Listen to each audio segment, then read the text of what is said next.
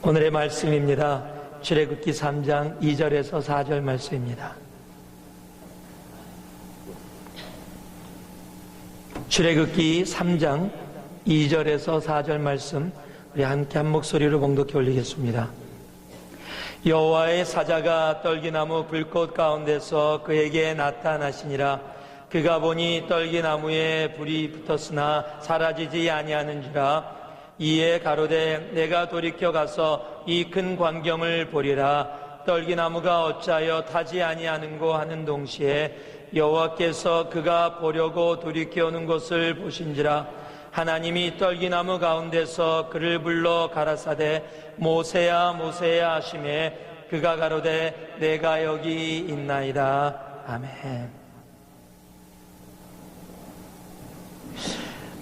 우리 옆 사람에게 이렇게 한번 인사 나눠보시면 어떨까요? 옆 사람이 자신보다 연세가 조금 높으시면 존댓말로, 좀 보니까 아닌 것 같다 그럼 반말로 해도 괜찮을 것 같습니다. 이렇게 인사 한번 나눠보세요. 옆에 보시면서 한번 보세요. 자, 왜 사니? 예.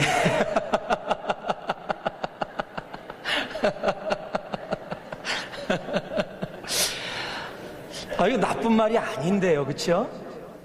이 말이 나쁜 말이 전혀 아닙니다. 왜 사느냐?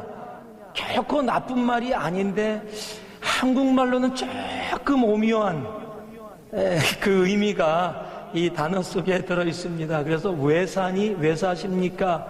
이렇게 물어보면 참 대답하기가 애매합니다. 여러분, 그런데 그렇다고 하더라도 이 말 자체는 정말 중요한 단어입니다. 왜 사느냐? 한번 여러분에게 질문해 보신 적 있습니까? 왜 사느냐고? Why do I live? 어저께 목자 훈련을 하면서 이 질문을 목자들에게 했습니다. 그랬더니 한 목자가 그러시더라고요. 부부가 이렇게 가끔가다 대화를 나누신대요. 왜 사느냐고. 그러면 이렇게 대답한답니다.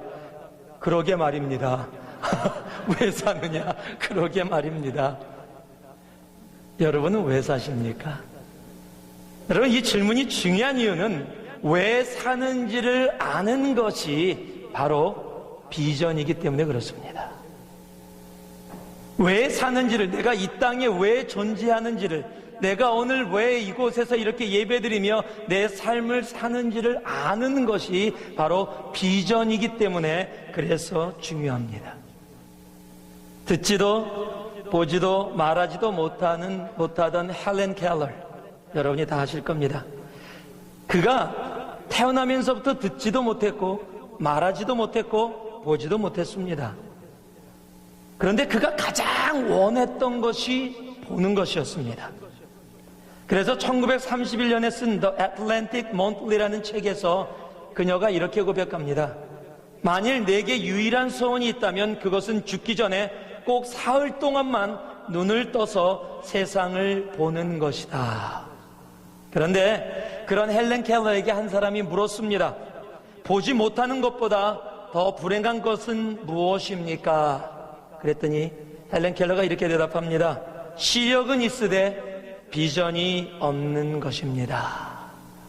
You have eyesight, but those who don't have vision. 시력은 있으되 비전이 없는 사람이 세상에서 더 불행한 사람입니다. 여러분, 비전은 참 멋있는 말입니다. 너무도 멋있는 말이어서 많은 교회들이 무슨 비전교회 이런 식으로 비전을 붙입니다. 또 처녀 총각들이 자기 배우자 될 사람을 고를 때도 이 단어를 많이 씁니다. 특히 자매가 형제를 보고 저 형제는 비전 없어. 저 남자는, 저 자매는 아무리 봐도 비전이 없는 것 같아. 이런 단어를 많이 사용하죠. 부모가 자기 자녀가 누구 남자를 데려왔을 때 마음에 안 들었다. 그러면 딸한테 그렇게 얘기합니다. 내가 아무리 봐도 그 친구는 비전이 없는 것 같다. 그럼 그 비전이 뭘까요? 그렇게 이야기하는, 우리 삶 속에 자주 사용하는 그 비전이란 단어가 과연 진정으로 무엇일까요? 많은 사람들이 비전과 야망을 혼동할 때가 많습니다. 그래서 야망을 가지고 비전이라고 얘기하면서 그렇게 알고 있고 그렇게 생활하고 살아갈 때가 참 많이 있습니다.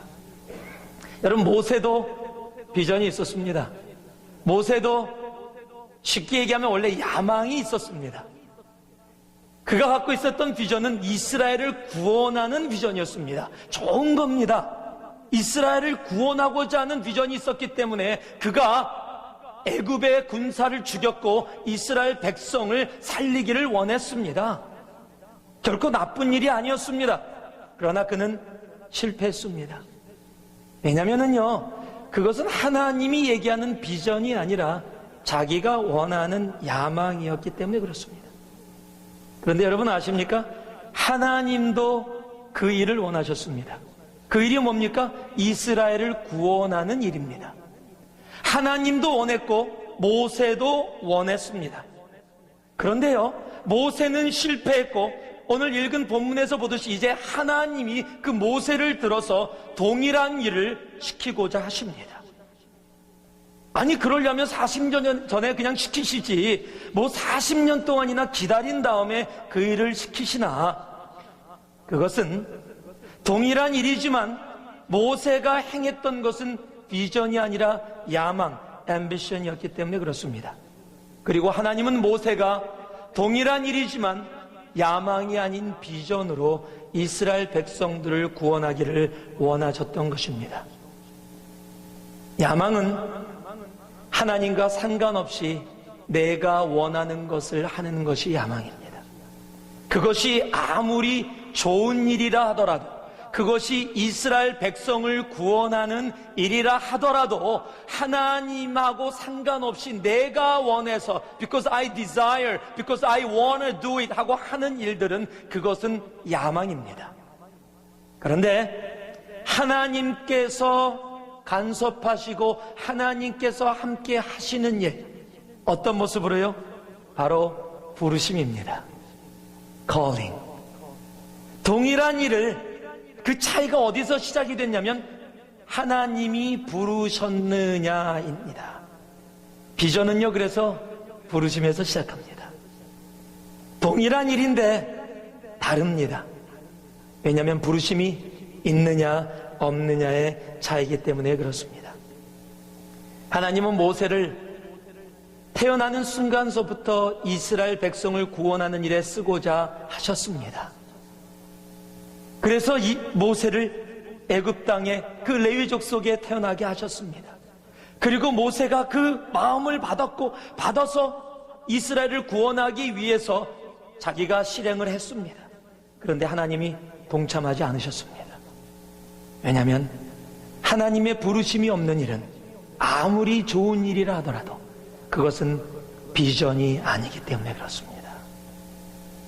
그것은 인간이 원하는 야망이 되는 겁니다. 여러분, 자녀를 키우는 일도 마찬가지고요, 가정사역도 마찬가지고요, 교회 일도 마찬가지고, 여러분 직장과 사업 일터에서 일하는 것도 마찬가지입니다. 여러분, 자녀를 키우면서 내가 이 자녀를 잘 키워서 정말로 누구를 만들어서 하나님께 영광을 돌리게 해야지, 예, 좋은 일이죠. 내가 이 사업을 통해서 사업이 잘 되면 하나님께 영광 돌릴 수 있도록 이 사업을 써야지, 내가 이 직장을 통해서 하나님께 영광을 돌려야지, 예, 다 좋습니다. 내가 교회에서 이 일을 열심히 섬김으로써 하나님께 영광을 돌려야지, 다 좋습니다. 여러분, 그러나 그 좋은 일에 하나님의 부르심이 없이 내가 원하는, because I desire, because I want to do it, 내가 원해서 하는 일이라면 그것은 비전이 아니라는 겁니다. 그것은 야망이 되는 겁니다. 야망이 되는 일은, 그 야망은 하나님하고 상관이 없습니다. 하나님하고 상관없는 일들은 이 땅 가운데 아무 의미가 없는 겁니다. 비전과 야망의 차이는 부르심입니다. 그래서 오늘의 말씀의 제목을 부르셨습니다라고 정했습니다. 이제 모세가 시작되는 겁니다. 모세가 태어났기 때문에 쓰임받은 것이 아니라 이제 하나님의 부르심 가운데 거했기 때문에 이제 모세가 우리가 아는 모세로 새 출발을 하게 되는 겁니다. 그럼 부르심은 무엇인가요?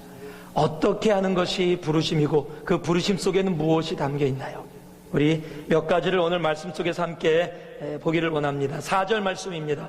함께 봉독해 보겠습니다. 4절 말씀. 여호와께서 그가 보려고 돌이켜 오는 것을 보신지라 하나님이 떨기나무 가운데서 그를 불러 가라사대 모세야 모세야 하시매 그가 가로되 내가 여기 있나이다. 자, 한번 따라해 주시기 바랍니다. 부르심은 대답을 기대합니다. The calling expects the answer.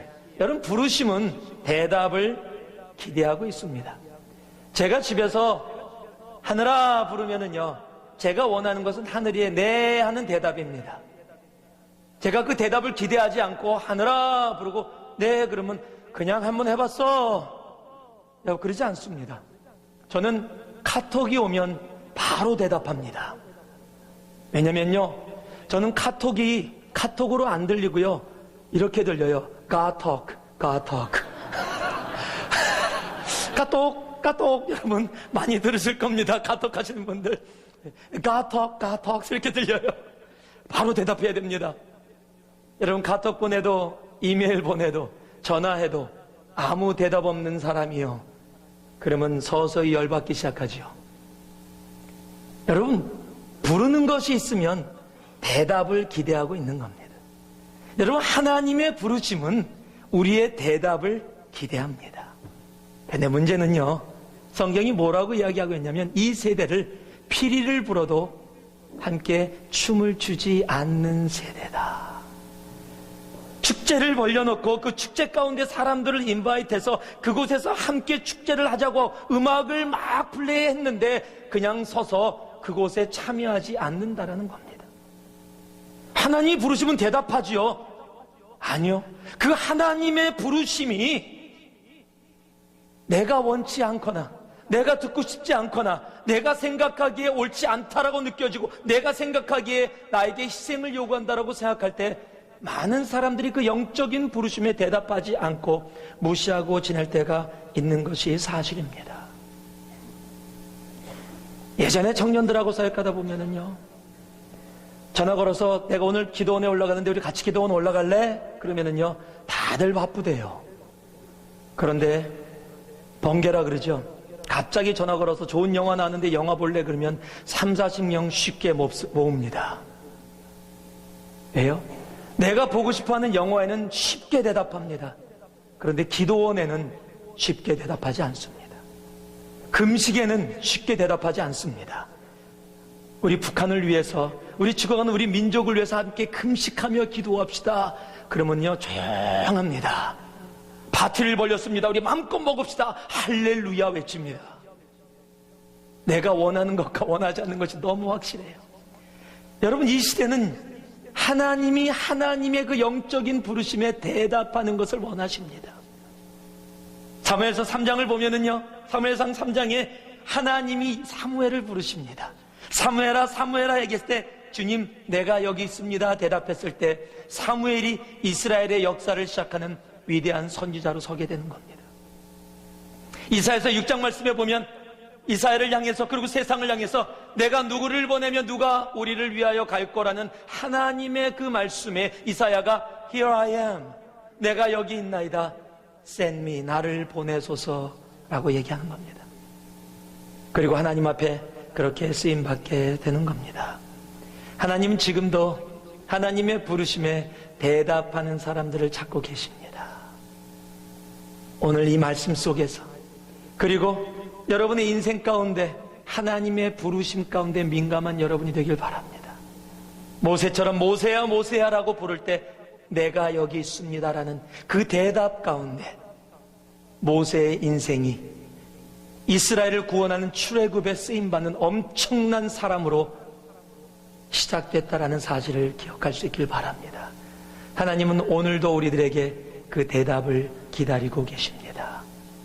비전은, 부르심은 대답을 기대합니다. 두 번째가요, 5절 말씀입니다. 바로 다음 절 말씀 같이 한번 읽어보겠습니다.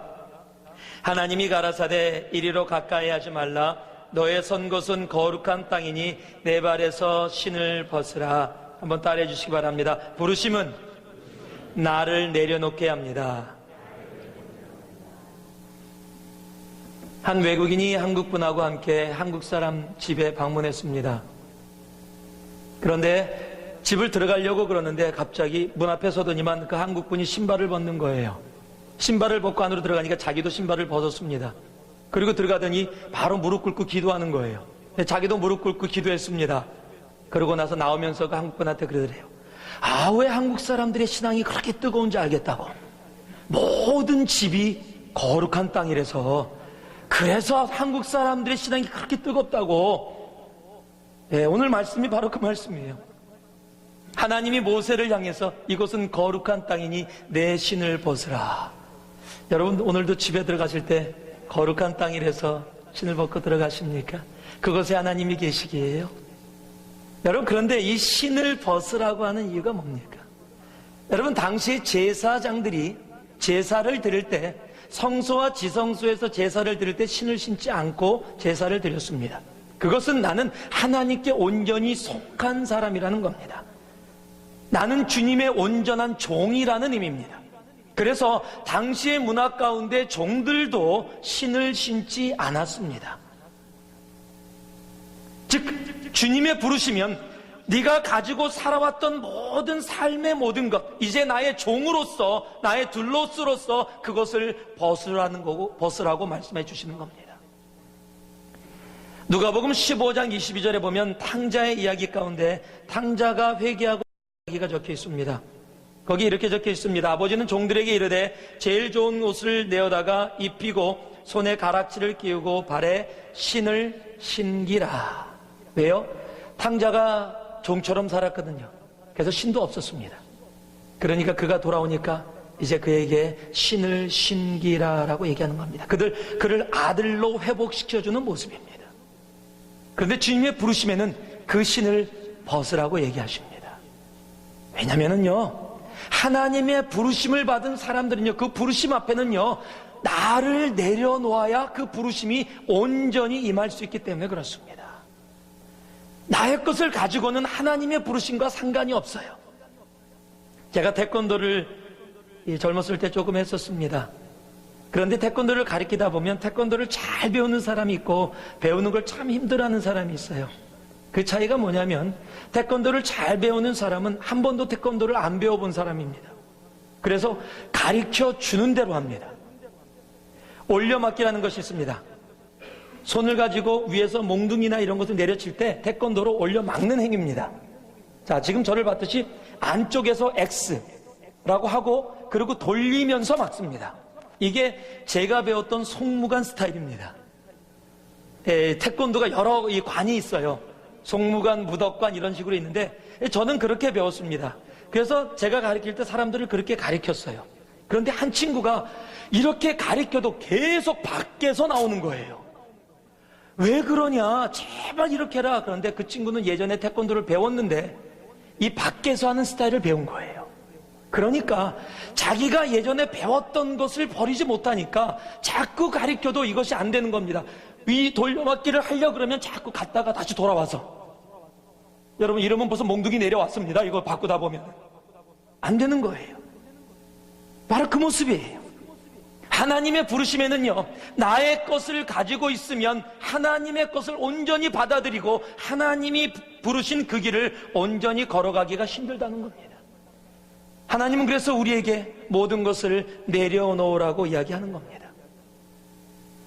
마태복음 9장 9절에 보면 마태의 이야기가 나옵니다. 이렇게 적혀 있습니다. 마태가 세간에 앉은 것을 보시고 나를 쫓으라 하시니 일어나 쫓으니라. 여러분, 마태가 누구예요? 세리입니다. 세리가 뭡니까? 자기가 자기 민족 이스라엘에게 욕을 먹으면서도 돈을 모으기 위해서 세리가 되는 거예요. 마태의 목적은 돈입니다. 그런데 주님께서 부르십니다. 나를 쫓으라. 그랬더니 그가 그 세간에서 모든 것을 내려놓고 지금 주님을 쫓는 겁니다. 돈을 버린 겁니다. 여러분, 주님의 부르심이 있으면은요, 내가 가지고 있던 것, 내가 지금까지 살아왔던 모든 것, 여러분 버릴 수 있게 됩니다. 주님의 부르심은 나의 것을 기뻐하면서 주님의 부르심을 쫓아가게 하지 않습니다. 주님의 부르심은 나의 것을 내려놓게 하십니다.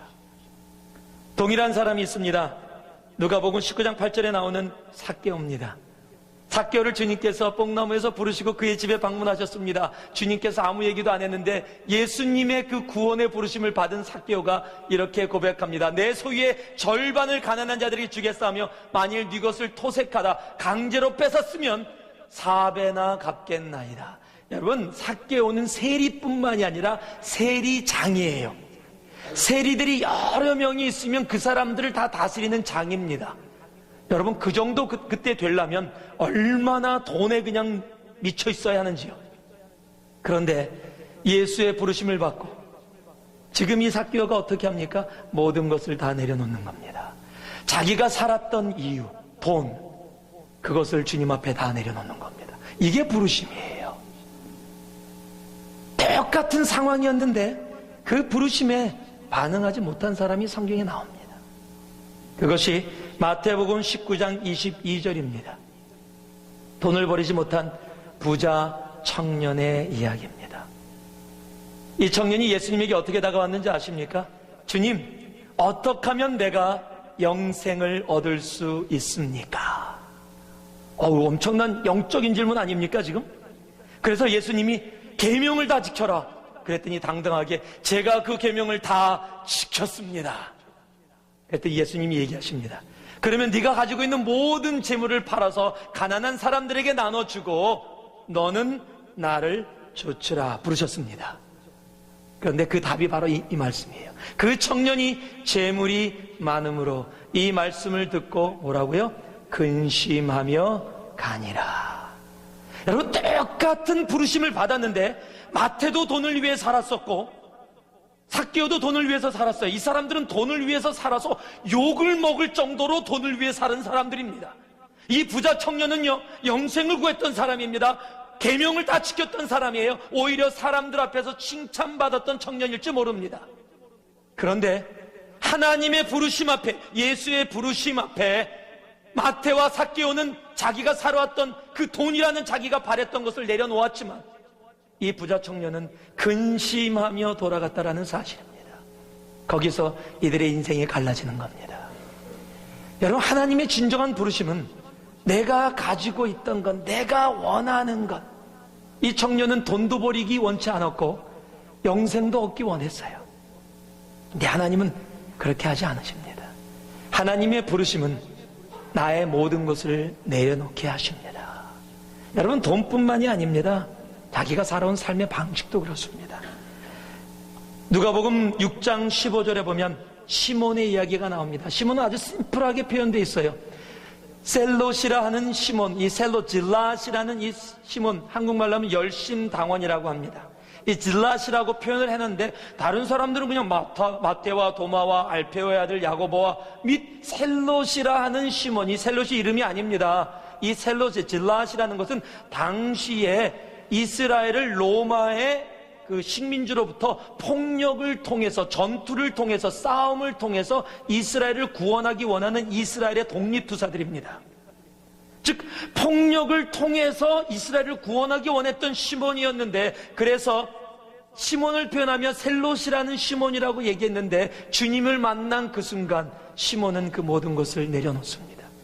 내가 살아왔던 이유, 이스라엘의 독립, 폭력을 통해서 로마를 무찌르고 이스라엘을 자기가 원했던 그 방식을 그대로 다 내려놓고 주님을 쫓게 되는 겁니다. 예수의 부르심은 그렇게 해요. 그런데 동일한데 또 그렇지 못한 사람이 나옵니다. 그 사람이 누구냐면 마태복음 26장 15절에 나온 가롯 유다입니다. 가롯 유다도 자기가 원하던 방식이 있었습니다. 그런데 자기가 원했던 방식을 얘기했더니 오히려 예수님한테 혼났어요. 그랬더니 화가 났습니다. 그리고 그동안 쌓였던, 내가 예수를 쫓았던 이유는 이것을 이루기 위해서였어요. 하나님의 비전이 아니라 내가 예수를 쫓은 이유가 야망이라는 겁니다. 그런데 내가 원하는 그 방식으로 예수가 안 따라주는 거예요. 그랬더니 어떻게 합니까? 예수를 너에게 넘겨주리니 얼마를 주려느냐. 예수를 3년 동안 쫓으면서도 자기의 방식을 버리지 않은 유다, 그의 인생을 여러분이 아십니다. 부르심은 자기를 내려놓게 합니다. 자기를 내려놓지 않으면 그냥 그곳에 머물러 있는 겁니다. 사도 바울은 3장 8절 말씀을 보니까요, 우리 같이 한번 읽어볼까요? 저희가 자주, 정말 제가 너무 좋아하고 자주 인용하는 말씀인데 함께 봉독해 봅니다. 시작. 또한 모든 것을 해로 여김은 내 주 그리스도 예수를 아는 지식이 가장 고상함을 인함이라. 내가 그를 위하여 모든 것을 잃어버리고 배설물로 여김은 그리스도를 얻고. 사도 바울은요, 예수를 만나고 나서 인생의 모든 것을 내려놓습니다. 어느 정도로 내려놓냐면 자신의 인생의 모든 것을 배설물이라고 얘기하면서 내려놓습니다. 제가 여러분들한테 몇 번 얘기했지만, 여러분, 배설물은 돌아보지도 않는 겁니다. 돌아보십니까? 어저께 먹은 스테이크 때문에 돌아보십니까? 아니잖아요. 돌아보지도 않잖아요. 그런데 지금 사도 바울이 그렇게 고백하는 거예요. 예수의 부르심을 받았더니 자신의 모든 것, 내가 살아왔던 인생의 모든 것을 배설물로 여긴다라는 것은요, 그 부르심 앞에 나의 모든 것을 내려놓았다, 버렸다라는 겁니다. 그리고 예수로 인해서 살아가겠다라는 겁니다. 여러분, 부르심은 다 버리게 합니다. 여러분, 제자들도 그렇게 버렸어요. 마가복음 1장 16절에서 20절까지 보면요, 주님께서 어부로서 살아가고 있는 예수의 제자들을 부릅니다.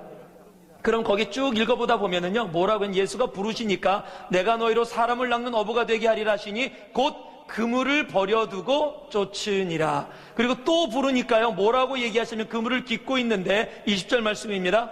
그 아비 세베대 아비를 버려두고 사꾼들과 함께 배에 두고 예수를 따라가니라. 와, 자기가 살아오던 지금 삶입니다. 자기 지금 평생 동안 살아왔던 삶의 모습이에요. 그런데 예수가 부르니까 그걸 다 내려놓고 쫓는 겁니다. 어떻게 먹고 살으라고요? 다른 제자들은요, 사꾼하고 세베대 아비까지, 아버지 집에 그냥 편하게 들어가세요, 저는 이제부터 예수를 쫓습니다, 그리고 내려놓고 관계까지 내려놓고 쫓는 겁니다. 여러분, 부르심에 엄청나게 반응을 했어요. 그렇게 반응한 사람 중에 한 명이 베드로입니다. 그런데요, 그 부르심을 잊어버리니까, 그 부르심을 잃어버리니까요, 요한복음 21장에 보면 베드로가 이렇게 얘기합니다. 시몬 베드로가 나는 물고기 잡으러 가노라 하며 저희가 우리도 함께 가겠다. 이거 지금 통일한 제자들이에요.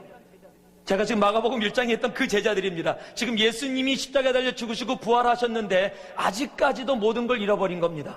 이제 주님께서 그들을 불렀던 그 부르심을 잊어버리고 사는 거예요. 그랬더니 베드로가 뭐라 그래요? 다시 고기 잡으러 가겠다는 겁니다. 여러분, 부르심을 잊어버리면요, 옛날의 모습으로 돌아갑니다. 부르심을 잊어버리면 옛날의 모습에 돌아가서 그곳에 거하게 돼 있어요. 베드로가 그것을 보여줍니다. 그랬더니 이곳에 예수님이 나타나십니다.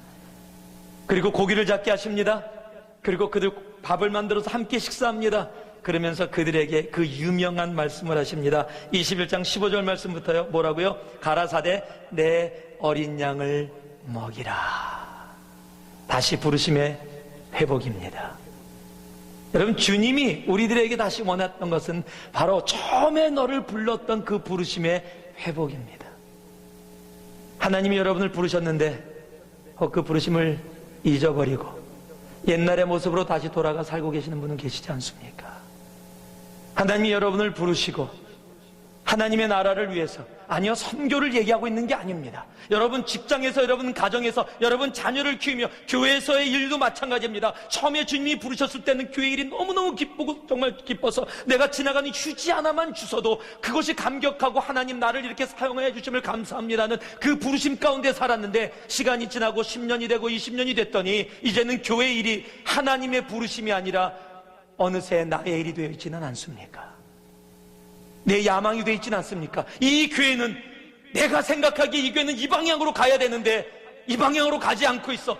내가 생각하기에 내 자녀는 내가 원하는 이 모습으로 자라야 되는데 그 모습으로 자라지 않고 있어. 내가 생각하기에 이 직장과 일터는 이 방향으로 가야 되는데 이 모습으로 가지 않고 있어. 처음에 그 일터를 시작할 때, 처음에 그 사업을 시작할 때는 기도하며 예배하며, 주님, 이 사업이 주님이 원하시는 방향으로 가게 하여 주시옵소서 기도하고 시작했는데, 어느 순간에 내가 원하는 나의 방향으로, 그 부르심을 잊어버리고 내 야망으로 살아가고 계시진 않습니까?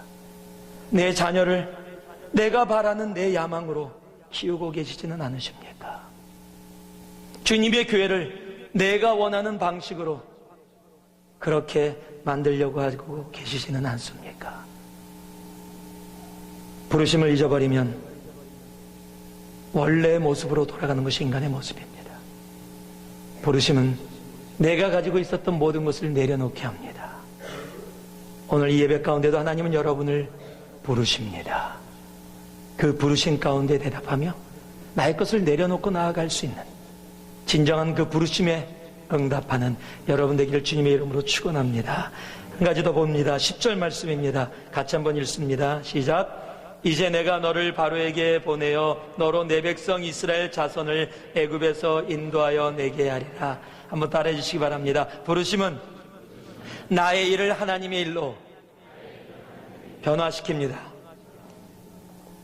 여러분, 지금 이 일이, 지금 우리가 함께 봉독한 이 일이 내가 너로 바로에게 보내어 내 백성 이스라엘 자손을 애굽에서 인도하여 내게 하리라. 이 일이 원래 모세가 하고 싶었던 일이에요. 그런데 실패했습니다. 근데 실패해서 40년이 지나니까 지금 다시 주님이 그 일을 하게 하시는 거예요. 여러분, 부르심은요, 내가 하고 싶었던 일을 다시 하나님이 회복시켜 주세요. 그런데 큰 차이가 하나 있습니다. 그 차이가 뭐냐면 이 말씀에 적혀 있는데요. 잘 보세요. 이제 내가, 하나님이 너를, 모세를 바로에게 보내요. 지금 주체가 누구예요? 너무 어렵습니까? 내가, 하나님이, 제가 얘기했습니다. 자, 주체가 누구라고요? 하나님이에요. 지금 하나님이 너를, 모세를 바로에게 보내요. 너로, 모세로 내 백성, 누구 백성이요? 하나님의 백성. 바로 여기가 차이입니다.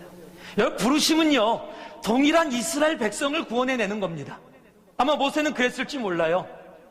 하나님, 내가 이스라엘 민족인데 지금 애굽의 압박 속에 살아가고 있습니다. 하나님, 나로 하여금 우리 민족을, 내 백성을 구원케 하여 주시옵소서 라고 기도했을지도 몰라요. 그랬더니 하나님이 상관도 안 하십니다. 그리고 광야로 쫓겨가서 40년을 거하게 하십니다. 그런데 이제 모세를 부르시고 하나님이 얘기하십니다. 내가 너를 바로에게 보낸다. 주체가 하나님으로 변했습니다. 그리고 백성이 누구 백성이에요? 하나님의 백성입니다. 내 백성이 아니에요. 여러분, 이 교회가 누구 교회입니까? 하나님의 교회예요. 여러분, 가정이 누구의 가정입니까? 하나님의 가정. 여러분, 자녀가 누구의 것입니까? 정말로요? 정말로 하나님의 것입니까? 여기서 왜 대답이 자꾸 줄어듭니까? 근데 집에 가서는 아닌데요. 이거 내 자식인데요. 내 딸이고 내 아들이에요. 그러니까 내가 원하는 대로 키워야 돼요. 내가 원하는 대로 그렇게 되길 원하는 거예요. 맨 처음에 태어났을 때는 하나님 귀한 생명을 나에게 주셨으니 분명히 하나님이 주셨다고 고백했는데, 살다 보니까 이게 하나님하고 상관이 없어요. 이건 내가 원하는 대로 키우는 거예요. 조금 말썽 피우면 그렇게 진자리 마른 자리 다 갈아줬는데 이 자식들이, 특히 아들 낳으면 소용없어. 언제 소용 있으려고 낳습니까? 내가 아들 낳아서 노를 준비해야지. 그렇게 생각하고 아들 낳으신 분 계십니까? 아니잖아요. 여러분, 내일이 들면 부르심이 아니에요. 여러분, 자녀들을 내일로 키우면은 거긴 하나님이 상관이 없어요. 여러분, 직장이 내일이면은 하나님이 상관없어요. 그냥 여러분이 하시게 놔둬요. 여러분, 일터가 내일이면은 그냥 여러분이 그냥 밤새도록 일하게 놔두는 겁니다. 그러고도 일이 안 풀릴지도 몰라요. 왜요? 내일이니까요. 잘 될지도 모르지만 잘 되고 못 되고 하나님하고는 아무 상관이 없어요. 그건 부르심이 아닙니다. 여러분, 교회에서 열심히 해서 교회에서 열심히 봉사해갖고 무엇을 만들어낼 수 있을지 몰라도 그것이 내일이라면 여러분, 하나님하고는 아무 상관이 없어요. 부르심은 내일이라고 생각되는 모든 것들이 하나님의 일로 변화받는 것이 부르심입니다. 그것을 정확하게 표현해내는 것이 창세기 4장에 적혀 있어요.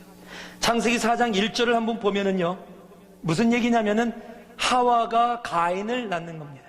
같이 한번 읽어볼까요? 4장 1절 말씀 시작. 아담이 그 아내 하와 동침하매 하와가 잉태하여 가인을 낳고 이르되 내가 여호와로 말미암아 득남하였다 하니라. 제가 누누이 몇 번 말씀드렸던 말씀이에요. 한국말로 뭐라고요? 내가 여호와로 말미암아 득남하였다. 한국말은 그래도 여호와가 굉장히 강하게 표현되어 있습니다. 그런데 조금 밑에 보면 NIV로 뭐라고 되어 있냐면요, I gave birth a man. I have brought a man 이라고 되어 있어요. I have brought. I가 누구예요? 하와입니다. 그런데 주님이 어디가 있냐면요, with the help of the Lord. 주님이 어디 계시면 He stands behind the preposition. 전치사 뒤에 있어요. 여러분, 한 문장을 이룰 때는 주어와 동사와 목적어가 있으면 돼요. 전치사 다음에 있는 내용은 그 문장을 화려하게 더 표현해내지만 꼭 없어도 문장은 이루어집니다. 자, I have brought forth a man. 완벽한 문장입니다. 이런 것을 perfect sentence라 그래요. 그걸 조금 더 화려하게 만들려면 with the help of the Lord.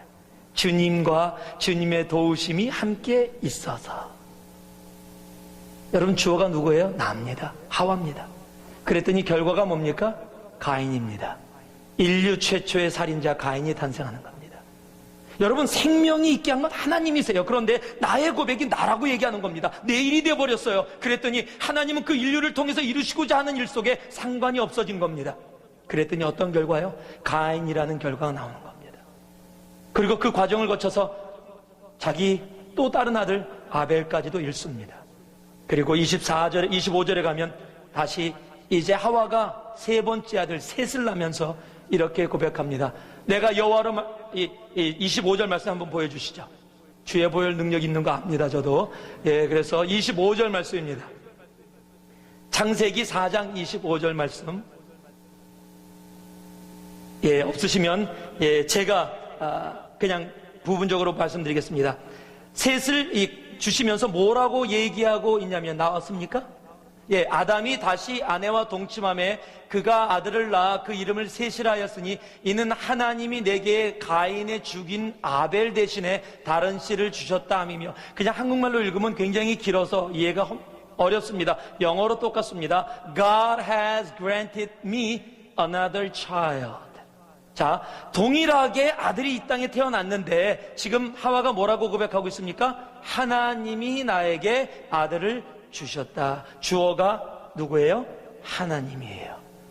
하나님의 일이 됐더니 지금 똑같이 9개월 동안 뱃속에 갖고 있다가 태어나게 했는데 이제 내가 아니라 하나님이 주셨다고 고백했더니 이 셋을 통해서 무슨 일이 벌어집니까? 그를 통해서 하나님을 예배하는 일이 회복되어지고 이 셋을 통해 다윗이 그리고 그리스도가 탄생하게 되는 겁니다. 여러분, 부르심은 나의 일이 하나님의 일이 됩니다. 진정한 부르심 속에 나의 일을 내려놓고, 여러분, 내가 살아가는 일, 내 자녀도, 내 직장도, 내 가정도, 내 교회도 나의 일이 아니라 하나님의 일로 드려지는 진정한 부르심 속에 담기는 여러분이 되기를 주님의 이름으로 축복합니다. 마지막으로요, 11절 12절 말씀 한번 읽겠습니다. 같이 읽습니다. 모세가 하나님께 고하되 내가 누구간데 바로에게 가며 이스라엘 자손을 애굽에서 인도하여 내리이까? 하나님이 가라사대 내가 정녕 너와 함께 있으리라. 내가 백성을 애굽에서 인도하여 낸 후에 너희가 이 산에서 하나님을 섬기리니 이것이 내가 너를 보낸 증거니라. 한번 따라해 주시기 바랍니다. 부르심은 하나님과 나와의 동역입니다. 여러분, 부르심은 하나님과 나와의 동역입니다. 지금 모세가 뭐라고 얘기하냐면 Who am I, Lord? 내가 누구간데 내가 지금 애굽에 가서 이스라엘 백성을, 하나님의 백성을 구원할 수 있습니까? 라고 질문했는데 하나님의 대답은요, 조금 질문하고 안 맞아요. 그런데 하나님의 대답은 언제나 이래요. 하나님의 부르심 가운데 함께 있는 사람을 향한 하나님의 대답은 이게 언제나 정답이에요.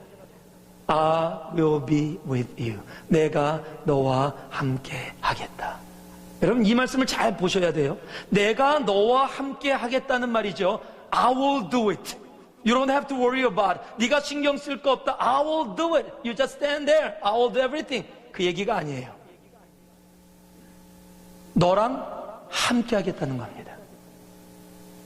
I'll do this work with you. 내가 너와 함께 함으로 이 일을 너랑 나랑 같이 하겠다. 여러분, 하나님의 부르심은 나 혼자 하게 하지도 않으시고요, 하나님 혼자 다 알아서 하는 것이 아니라 우리와 함께 동역하십니다.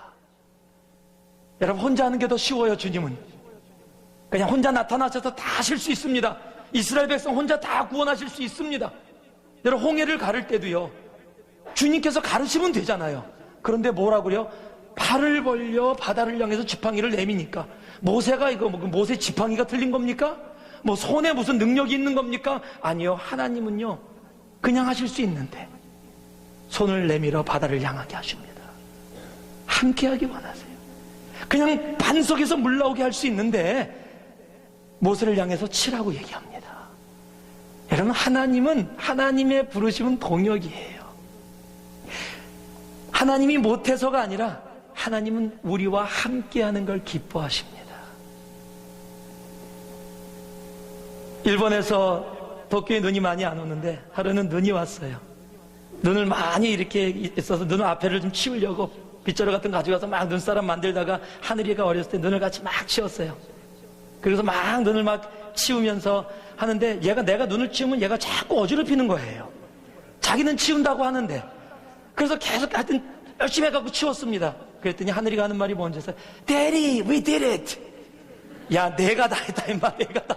네가 더 귀찮게 했다, 귀찮게. 그런데요, 하나님은 그걸 기뻐하세요. 그런데도 불구하고 함께하기 원하세요. 어떤 일을 벌리고 나서 Oh God, we did it. 하나님이 아빠의 마음으로 똑같이 보시는 거예요. 하나님은 그렇게 하나님의 부르심에 우리와 함께하길 원하십니다. 여러분 너무도 잘 아는 창세기 39장 2절에 보면 이런 말씀이 나옵니다.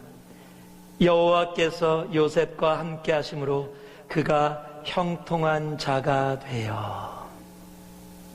요셉이 형통한 자, 즉 성공한 자가 된 이유가 뭡니까? 하나님이 그와 함께 하셨기 때문에. 여러분, 이게 부르심이에요. 여러분, 주님과 함께 동역하시기 바랍니다. 그리고 주님하고 함께 God, we did it. 그의 웃음을 한번 보세요. 어떤 웃음인지. 그래도 기뻐하시는 그 웃음. 그래도 함께. 혼자 하시는 게 더 편하심에도 불구하고 우리랑 함께 하시기로 작정하시고 우리에게 그 즐거움과 기쁨을 더해주시는. 여러분, 그날 하늘이가 들어갈 다 we did it. 당당하게. 여러분, 그 기쁨을 누리게 하시는 게 하나님의 동역이에요.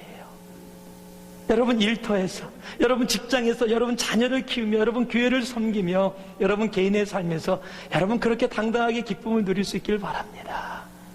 그 부르심 가운데 거하세요.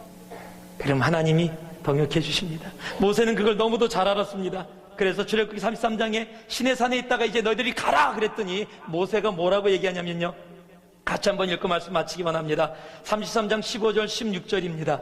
같이 한번 읽습니다. 시작. 모세가 여호와께 고하되 주께서 친히 가지 아니하시려거든 우리를 이곳에서 올려보내지 마옵소서. 나와 주의 백성이 주의 목전에 은총을 입은 줄을 무엇으로 알리까?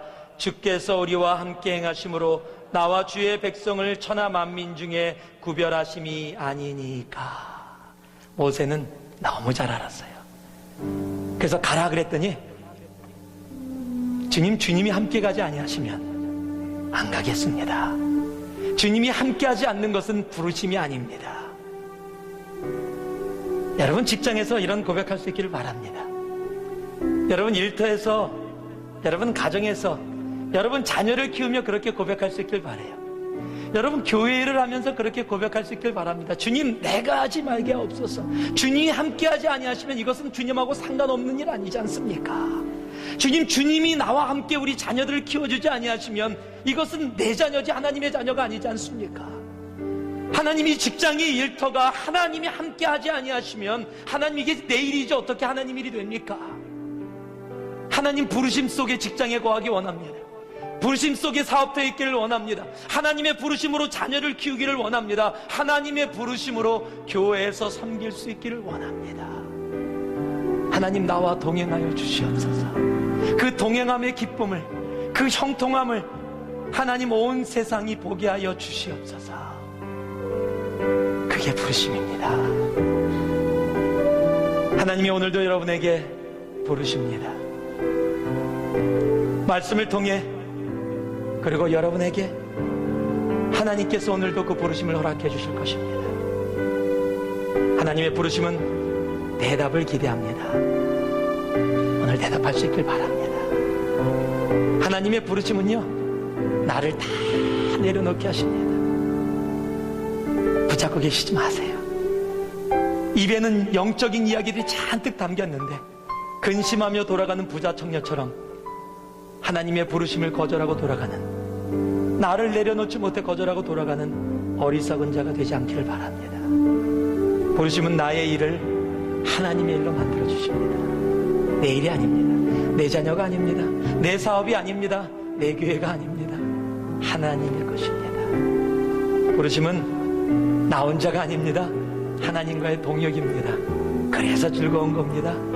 그리고 하나님께 위대했다고 외칠 수 있어서 그래서 즐거운 겁니다. 그 부르심에 반응하고 응답하고 대답하는 이곳에 있는 여러분 한 분 한 분 되기를 주님의 이름으로 축복합니다. 기도하겠습니다. 사랑의 아버지 하나님, 주님 앞에 나와 주님의 부르심 가운데 나아갑니다.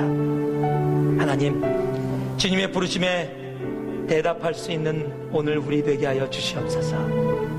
그 부르심 앞에 아버지 하나님이여, 부자 청년처럼 어리석게, 가룟 유다처럼 어리석게 나의 삶의 방식을, 내가 생각했던, 내가 원했던 돈을 내려놓지 못해 아버지는 그 부르심에 들어가지 못하는 어리석은 삶을 살지 아니하도록 마태처럼, 삭개오처럼, 사도 바울처럼 아버지 그렇게 부르심 가운데 나를 내려놓고 나아가게 하여 주시옵소서.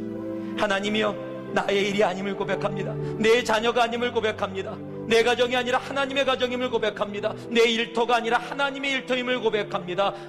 내가 원하는 내 방식의 교회 일이 아니라 하나님이 원하시는 하나님의 교회임을 고백하오니 주여 그 부르심 가운데 있게 하여 주시옵소서. 그리고 나 혼자 있게 마시고 하나님 요셉과 함께 하셨던 그 함께 하심이 오늘도 나와 함께 하여 주셔서 주님과 동역하는 기쁨 가운데 들어가게 하여 주시옵소서. 예수님 이름으로 기도 올리옵나이다. 아멘.